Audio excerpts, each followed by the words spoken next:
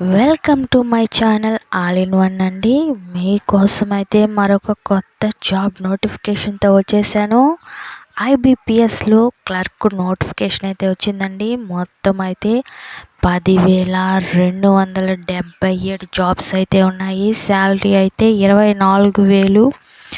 ఇకపోతే మనం దీని గురించిన ఏజ్, అప్లికేషన్ ఎప్పుడు స్టార్ట్ అవుతుంది, ఎప్పుడు ఎండ్ అవుతుంది, ప్రిలిమ్స్ ఎప్పుడు, మెయిన్స్ ఎప్పుడు, ఏజ్ గురించి మొత్తం పూర్తి డీటెయిల్స్ అయితే మనం ఇప్పుడు తెలుసుకుందామండి. వీడియో అయితే లాస్ట్ వరకు చూడండి. మీకైతే చాలా మంచి ఇన్ఫర్మేషన్ అయితే గ్యారంటీగా దొరుకుతుంది. ఇక నోటిఫికేషన్ అయితే జూలై 31st అయితే రిలీజ్ అయిపోయిందండి.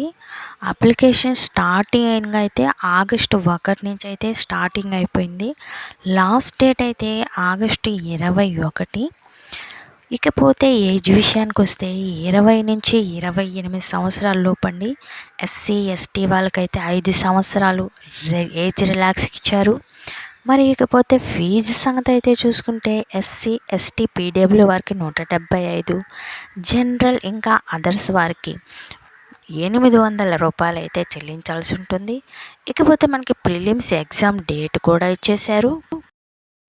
ప్రిలిమ్స్కి అయితే అక్టోబర్ 4, 5, 11 తేదీల్లో అయితే ప్రిలిమ్స్ అయితే నిర్వహిస్తారండి.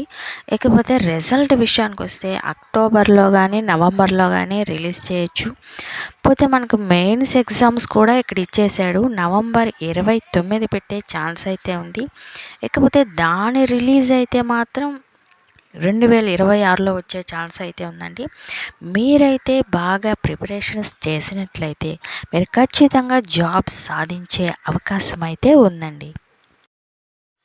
ఆంధ్రప్రదేశ్లో 362 పోస్టులు, తెలంగాణలో 261, తమిళనాడులో 894, ఉత్తరప్రదేశ్లో 1315 పోస్టులు అయితే ఉన్నాయండి.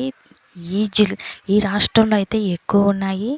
ఇకపోతే త్రిపురలో 32, వెస్ట్ బెంగాల్లో 540, ఉత్తరాఖండ్లో 102, సిక్కింలో 20, రాజస్థాన్లో 328, పంజాబ్లో 276, మేఘాలయలో 18, మిజోరాంలో 28, నాగాలాండ్లో 27, ఇకపోతే ఒడిశాలో 249, మధ్యప్రదేశ్లో అయితే 601, మణిపూర్లో 31, లక్షద్వీప్లో 7, మహారాష్ట్రలో 1117, జార్ఖండ్లో 106, కర్ణాటకలో 1170, కేరళలో 330, లడాఖ్లో 5, హర్యానాలో 144, హిమాచల్ ప్రదేశ్లో 114, గుజరాత్లో 753, జమ్మూ